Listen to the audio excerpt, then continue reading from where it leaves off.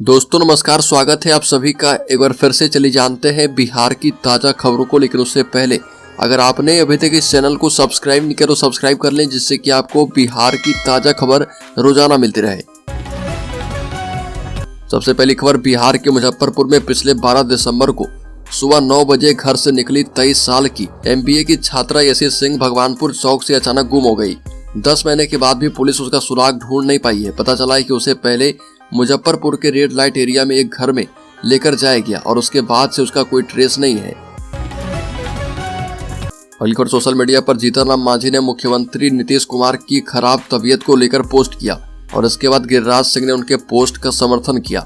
वहीं अब दरभंगा के जाले विधायक जीवेश मिश्रा ने नीतीश कुमार की तबीयत खराब होने पर तंज कसते हुए कहा कि मुख्यमंत्री नीतीश कुमार की मानसिक स्थिति ठीक नहीं है।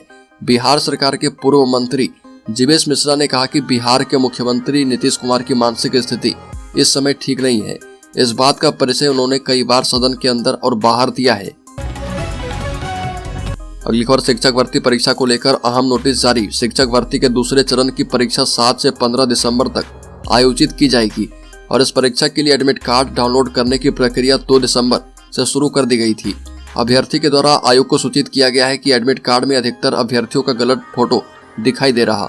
आयोग ने अभ्यर्थियों की बात को मानते हुए अब एक अहम नोटिस जारी कर दिया है। आयोग की ओर से ऐसे अभ्यर्थी जिनका फोटो एडमिट कार्ड में गलत दिख रहा, उन्हें दोबारा अपलोड करने के लिए अंतिम अवसर प्रदान किया गया है। बड़ी खबर, गया में एक युवक को फेसबुक पर जय भीम का स्टेटस लगाना भारी पड़ गया। इस स्टेटस से नाराज गांव के ही 5 युवकों ने उसकी लाठी डंडों से जमकर पिटाई कर दी। इस जानलेवा हमले में युवक रोशन कुमार गंभीर रूप से घायल हो गया। परिजनों ने आनंद फानन में उसे हॉस्पिटल पहुंचाया, जहां पर उसका इलाज चल रहा। घटना गया के आमस थाना क्षेत्र के चपरदाह गांव की है। घायल युवक ने बताया कि गांव के 5 युवक मेरे पास पहुंचे और कहा कि बाबा साहब अम्बेडकर का नाम मत लो, उनके नाम का स्टेटस सोशल मीडिया पर मत लगाओ, और इसका विरोध करते हुए जमकर पिटाई की गई। अगली खबर, भोजपुर में MLC जीवन कुमार ने बिहार शिक्षा विभाग के सचिव के पाठक को लेकर बड़ा बयान दिया। जीवन कुमार ने के पाठक को महागठबंधन का TRP प्रभारी बताते हुए सरकार पर निशाना साधा। भारतीय जनता पार्टी भोजपुर के द्वारा स्थानीय आरा परिषदन सभागार में 7 दिसंबर को होने वाले अम्बेडकर समागम की तैयारी पर चर्चा के लिए प्रेस कॉन्फ्रेंस भी किया जा रहा था।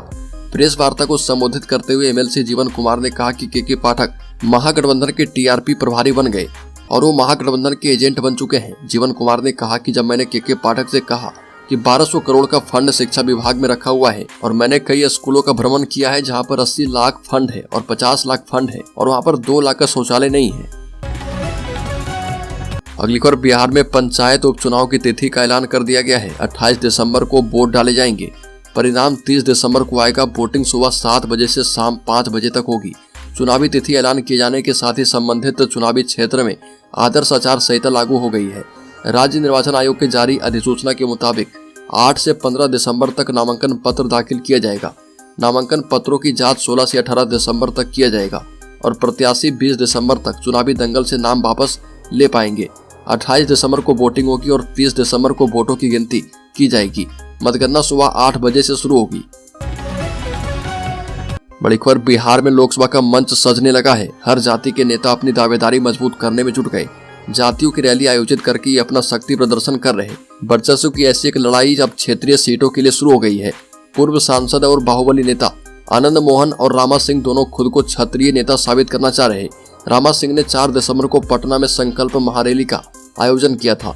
रैली के तुरंत बाद आनंद मोहन को लेकर बड़ा बयान दिया और कहा कि आनंद मोहन उनके लिए कोई चुनौती नहीं है। बढ़कर मुख्यमंत्री नीतीश कुमार की तबीयत में सुधार, बुलाई कैबिनेट की बैठक।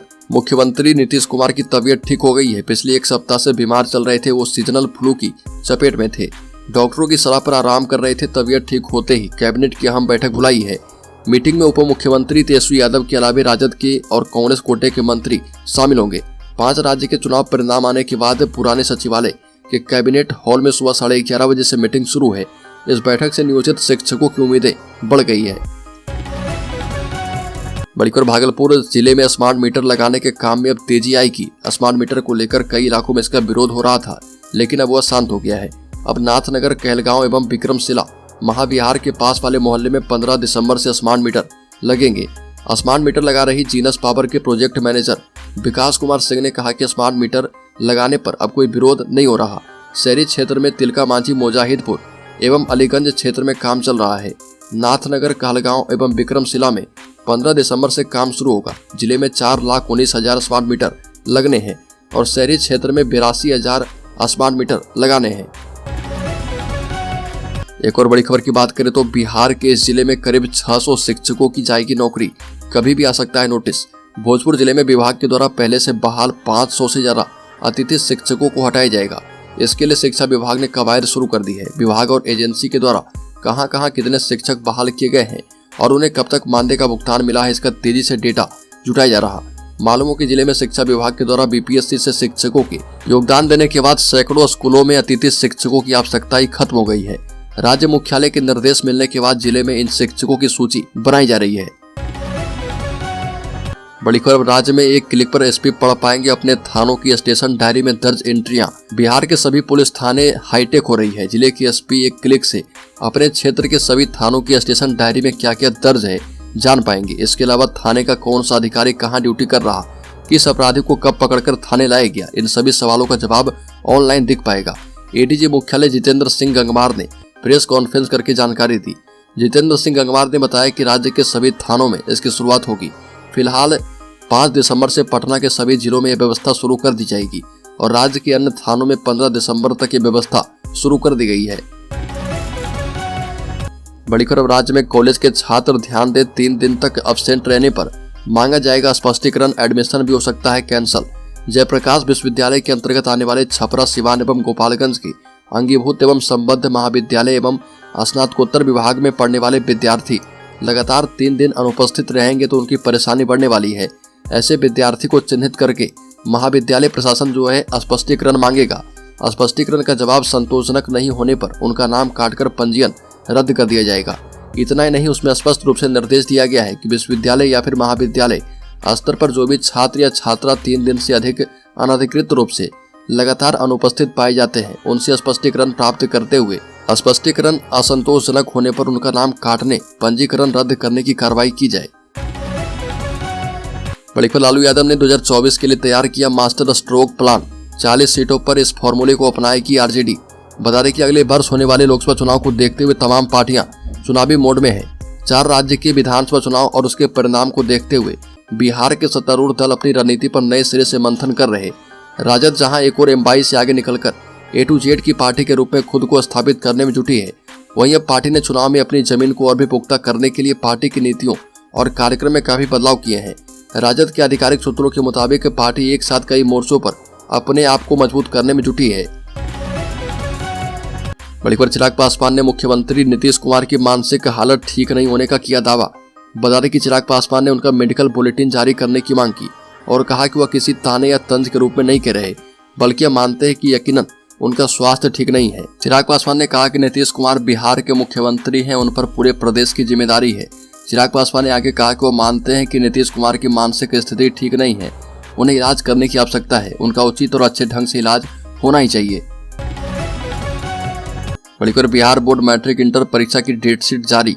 बिहार स्कूल एग्जामिनेशन बोर्ड ने 2024 में होने वाली 10वीं और 12वीं परीक्षा की तारीख की घोषणा कर दी है। परीक्षा से संबंधित वार्षिक कैलेंडर भी जारी कर दिया गया है। कैलेंडर के मुताबिक इंटर की परीक्षा 1 फरवरी से और मैट्रिक परीक्षा 15 फरवरी से शुरू होगी। बोर्ड के अध्यक्ष आनंद किशोर ने प्रेस कॉन्फ्रेंस के दौरान ये जानकारी दी। इंटरमीडिएट वार्षिक परीक्षा 2024 का आयोजन 1 फरवरी 2024 से 12 फरवरी के बीच 2 पालियों में किया जाएगा। प्रथम पाली की परीक्षा सुबह 9:30 बजे से दोपहर 12:45 तक की जाएगी। बड़ी खबर, मध्य प्रदेश, छत्तीसगढ़, राजस्थान, तेलंगाना के विधानसभा चुनाव में से 3 राज्य में बीजेपी की जीत पर कई तरह के बयान सामने आ रहे। प्रशांत किशोर ने कहा कि भाजपा विरोधी दलों को सबसे पहले यह समझना होगा कि उनकी ताकत क्या है, लोग बीजेपी को वोट क्यों देते हैं। प्रशांत किशोर ने कहा कि जब तक आप बीजेपी की ताकत को समझकर उससे बेहतर प्रयास नहीं करेंगे तब लोग आपको वोट क्यों देंगे। भाजपा को जो वोट मिलता है वो मोदी के ग्राफ के ऊपर नीचे होने से नहीं मिलता, राष्ट्रवाद की भावना की वजह से बीजेपी को वोट मिलता है। वहीं प्रशांत किशोर ने कहा कि अगर आप आरजेडी से चुनाव लड़ रहे हैं तो ऐसी पार्टियां आपको टिकट देगी और पैसा लेगी।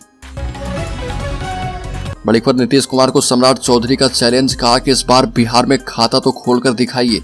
2014 में भी बन रहे थे पीएम।